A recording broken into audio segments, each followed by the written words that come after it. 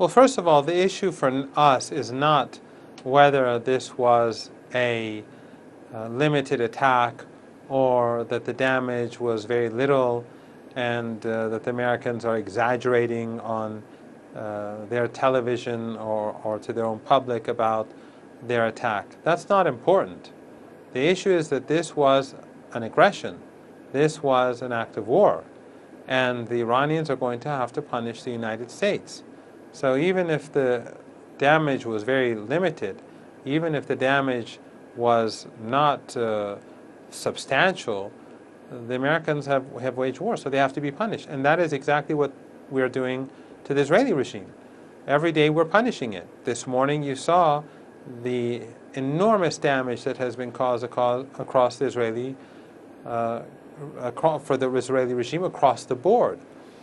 Why do you think, and why does your audience, and why does everyone think that the Israeli regime has been insisting on the United States getting involved? Why was Trump in such an why did he feel the urgency to strike Iran? Because the regime is losing the war. Because the regime is on the receiving end of severe punishment from Iran.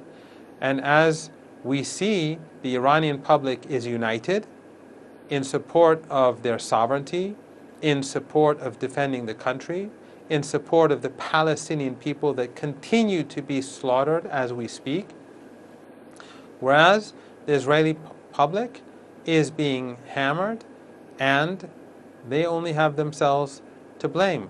And this, I think, is an important moment because it is uniting people across the region.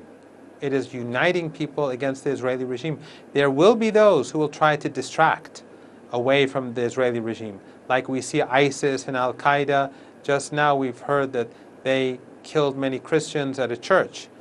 This, of course, is what the Israeli regime wants. This is what the Americans want. This is what they've been doing for decades.